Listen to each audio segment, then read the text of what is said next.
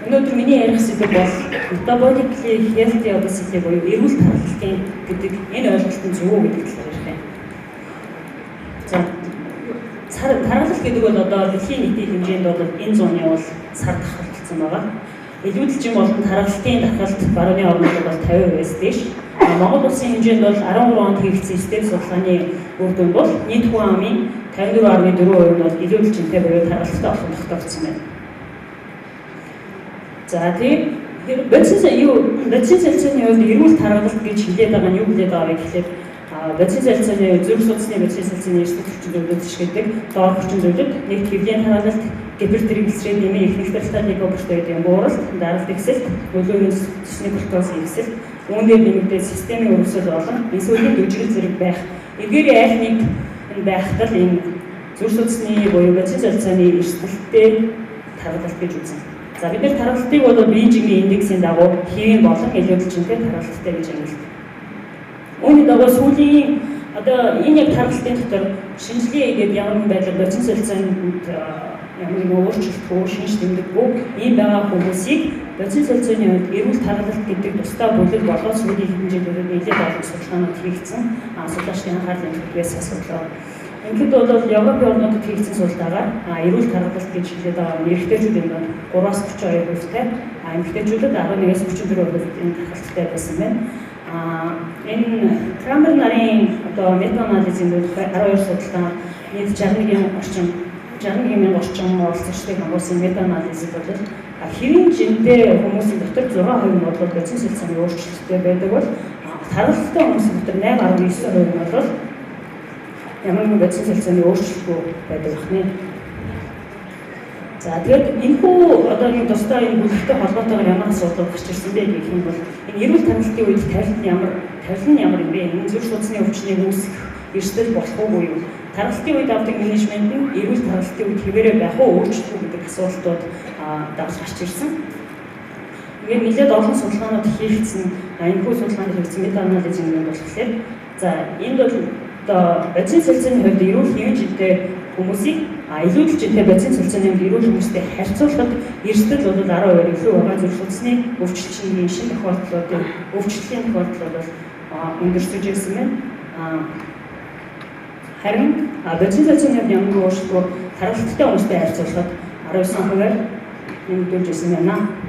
За тэгээд одоо дараа судалгаануудыг 10 жилээс дээш хугацаагаар авсан судалгаануудын үр дүн бол нийт одоо 20%-аар эрсдэл нэмэгдүүлж байсан бол энэхүү судалгаанд хамрагдсан нийт 20,000 гаруй бодис солилцооны эрүүл гэж үзэх тархалттай хүмүүс дотор 1.9 сая тархалттай холбоотой өвчлөлт бүртгэгдсэн байна.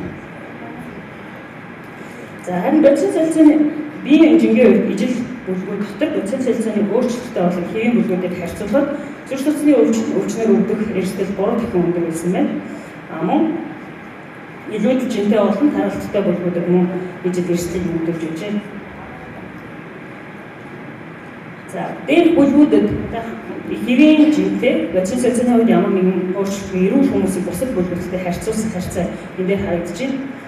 Ингээд бол цусны даралт одоо энэ бусад бүсгийн тойрог инсулин дүржрэг болон их нэгтралтай липопротеидын бууралт, тригглицерид, глюкоз, бага нэгтралтай липопротеид зэрэг үзүүлэлтүүдийн одоо дундчийн ялгааг бол харьцуулж харахад энэ цагааны хандлагын багнууд маань бидний яриад байгаа бодис солилцооны хувьд эрүүл боловч одоо хэвийн бүлгээс бол дээд үзүүлэлтүүд ийм ялгаатай байгаа нь харагдаж байна.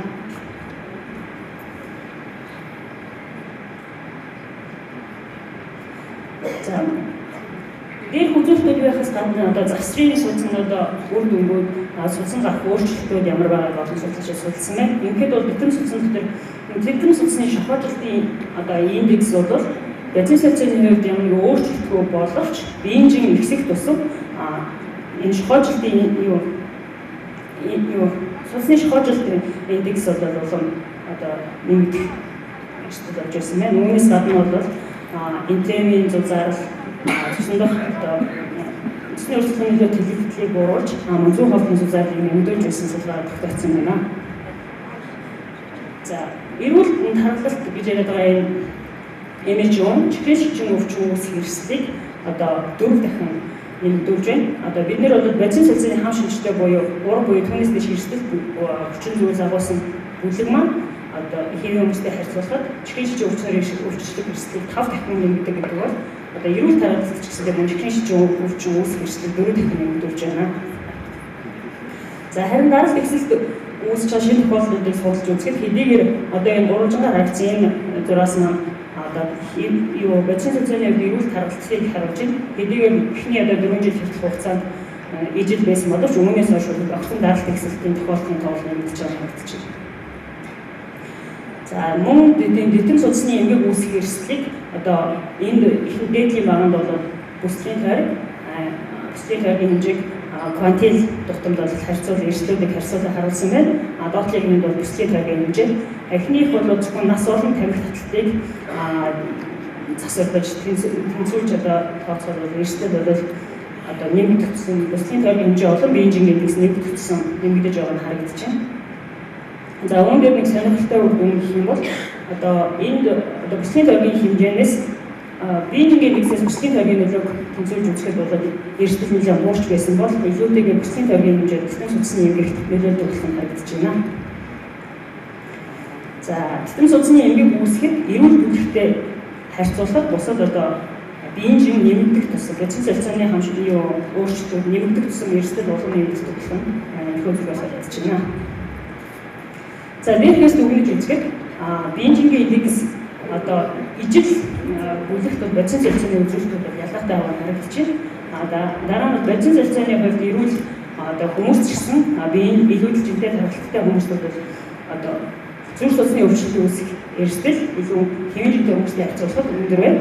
Вакцины солилцооны хувьд эрүүл биш хүмүүст эрүүл бүлэгтэй харьцуулахад бол бүр илүү зүрх судасны өвчлөлт үүсэх эрсдэлтэй байна. Биеийн жин нэмэгдэх тусам аль ч бүлэгт бол вакцины солилцооны үзүүлэлтүүд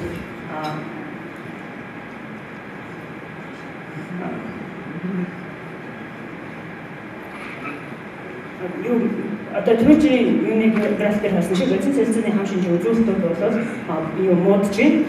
Вакцины солилцооны хам шинжээ эрүүл тархалт гэдэг ойлголтыг бол одоо Европын болон одоо олон хэлж судалгаанууд энэ ойлголтыг одоо мартаа эрүүл тархалт гэдэг асуудал байхгүй гэдгийг зөвлөж байна.